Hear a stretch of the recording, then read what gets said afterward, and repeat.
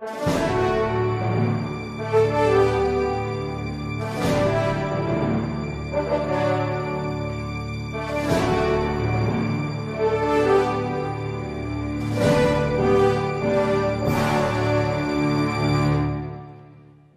queridos irmãos, minhas queridas irmãs, no Parresia dessa semana nós voltamos ao tema que nós iniciamos na semana passada. O que é que eu devo fazer para ir para o inferno? Na semana passada nós vimos 3 passos para ir para o inferno.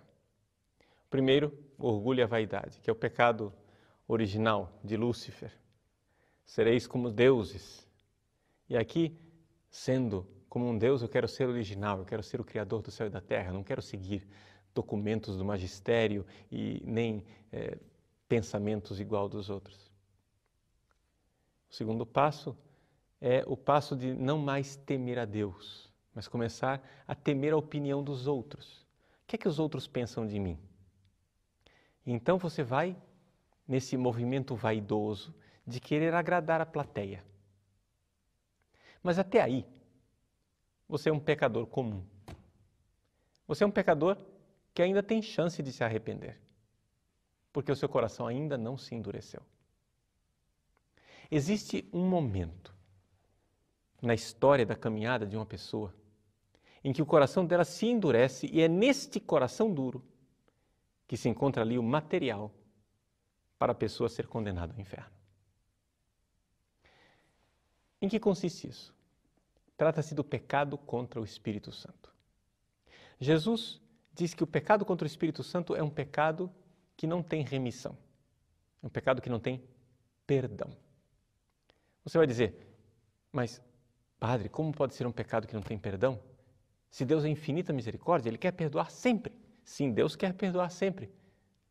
Mas existem situações em que nós nos fechamos para o perdão de Deus. A comparação que o próprio Santo Tomás de Aquino faz, que é ele quem nos ensina, assim, de forma bem sistemática, o que é o pecado contra o Espírito Santo, a comparação que Santo Tomás faz é a comparação de um remédio que está aí à disposição do doente. Você imagine, vamos adaptar para os tempos modernos, imagine uma pessoa que está com uma infecção.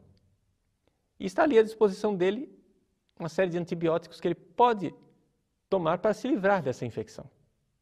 O médico quer ajudá-lo, os enfermeiros querem ajudá-lo, a família quer ajudá-lo, mas ele se nega a tomar o medicamento. Ele se recusa ao tratamento. Então, o que acontece?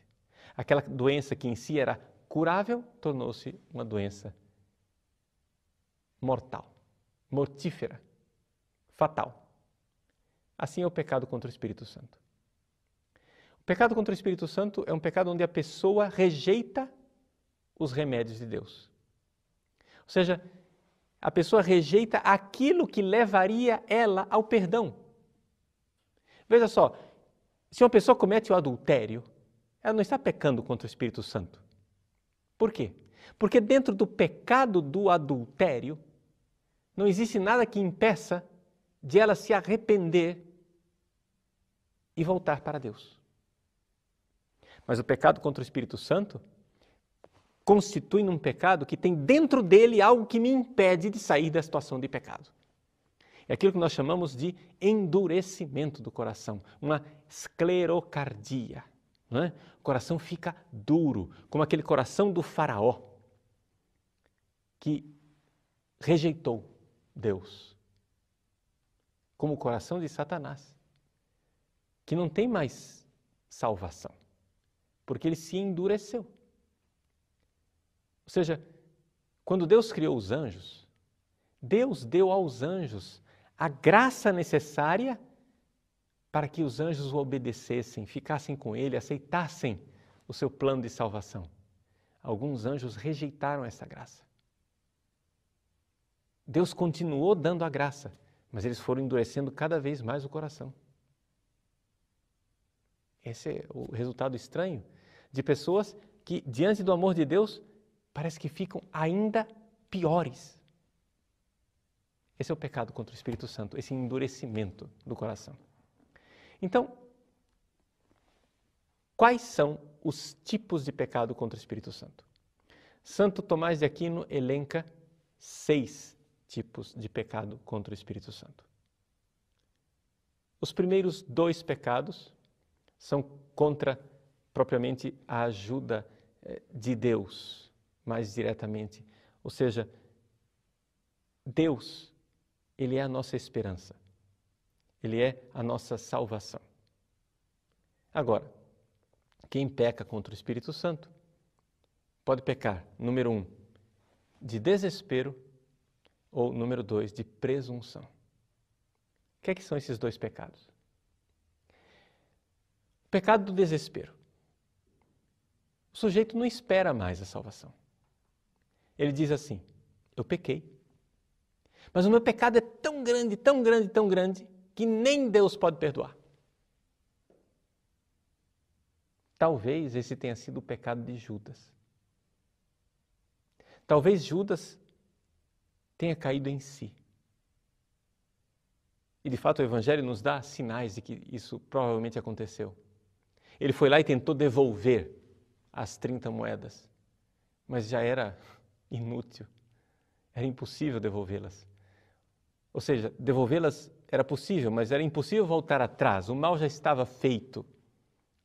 Ele já tinha entregue Jesus. Ele não podia mais entrar na máquina do tempo e voltar atrás. E isso fez com que ele se desesperasse.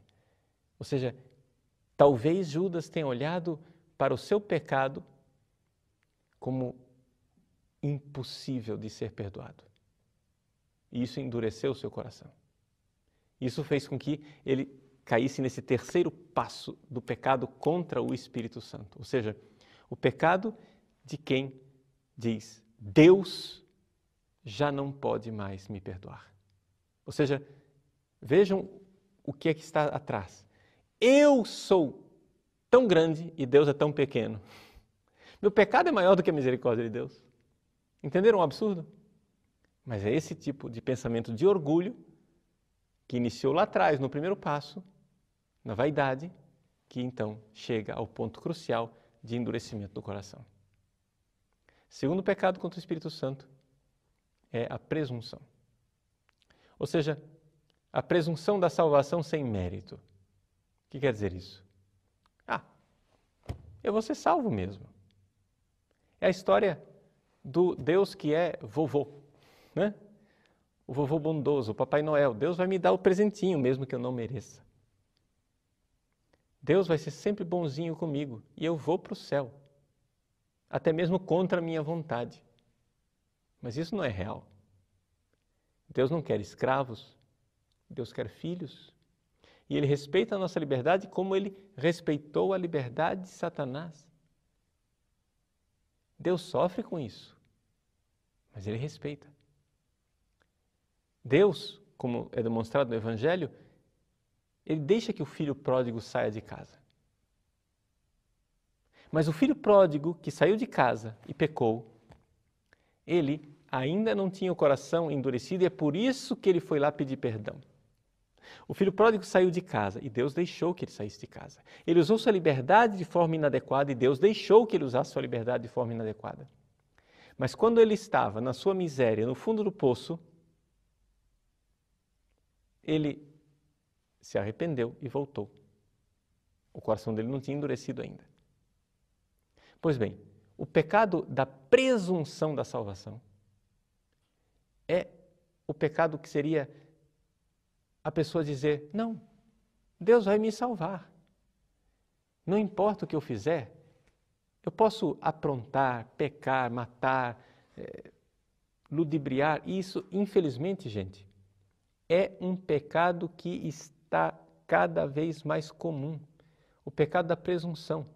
Vejam que aqui Satanás usa uma verdade pela metade. Ou seja, a verdade de que Deus é misericórdia, isso é verdade. Mas ele usa isso contra Deus. Ou seja, Deus é misericórdia, portanto você não precisa fazer nada. Portanto, você pode ser mau. Veja que lógica absurda, mas é a lógica que está no nosso mundo. Eu posso aprontar o que eu quiser, Deus vai me salvar mesmo assim. É o segundo pecado contra o Espírito Santo. que fecha a porta da salvação porque fecha a porta do perdão. Eu não tenho como pedir perdão se eu não acho que cometi uma falta. Se eu acho que eu vou me salvar mesmo assim, por que eu vou clamar misericórdia? Então, vem os outros pecados contra o Espírito Santo. O pecado contra o Espírito Santo, número 3, seria o pecado de você recusar a verdade conhecida. A verdade é um meio que Deus me dá para a salvação. A verdade conhecida, você sabe o que é verdade. Parece incrível, mas as pessoas não querem a verdade. É interessante isso. É quase absurdo. Mas as pessoas não querem a verdade porque a verdade liberta, é verdade. Jesus disse, a verdade vos libertará. Mas Jesus não disse a verdade é agradável. Jesus não disse que a verdade é fazer cosquinha nos nossos ouvidos. Jesus disse que a verdade liberta e a verdade, mais das vezes, ela é doída. Veja, por exemplo, Pilatos. Pilatos viu a verdade. Pilatos viu que Jesus era inocente. E, no entanto, na hora que aquela verdade começou a ser incômoda, ele cinicamente dá uma de relativista, como se ele fosse um homem do século XXI, e diz, o que é a verdade? E então volta as costas para a verdade, que é Jesus, que é o fato de que ele é inocente, lava as mãos e peca com isso. Se você recusa a verdade, você recusa reconhecer o caminho que te levaria para a salvação. Você está voltando as costas para Deus. E esse endurecimento do coração é um pecado contra o Espírito Santo. Quarto pecado contra o Espírito Santo é o pecado de recusar a graça de Deus. Santo Tomás exprime isso como sentir inveja da graça de Deus. Ou seja, Deus age no mundo, Ele dá a sua graça abundantemente a tantas pessoas. E você não aceita essa graça. Ah, não, Deus está dando a graça para fulano, para beltrano, para ciclano, e você fica ressentido que a graça de Deus esteja prosperando, esteja crescendo no mundo. Você fica ressentido, como o teu irmão tem vocação para o sacerdócio e você não tem, e você fica ressentido. Você fica com ódio do sacerdócio, você fica com ódio da graça de Deus, você fica com ódio de quem recebeu um dom especial que você não recebeu. Você fica com ódio das coisas de Deus. E isso endurece o coração das pessoas e impede que ela receba o perdão. O quinto e o sexto pecado contra o Espírito Santo não precisam de grande explicação porque é fácil de você entender. O quinto é a impenitência final. Ou seja, a pessoa que morre sem arrependimento. Ou seja, ele não quer o perdão. No fim da vida, ele se recusa a receber o perdão, se recusa a pedir a Deus misericórdia. E o sexto pecado é a obstinação no pecado. Ou seja, você elege certos pecados como pecados de estimação. Você diz, eu quero viver esse pecado e eu não me livro dele.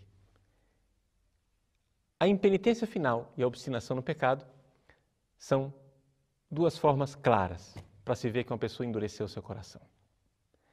Este é o terceiro passo, então, para uma pessoa ir para o inferno.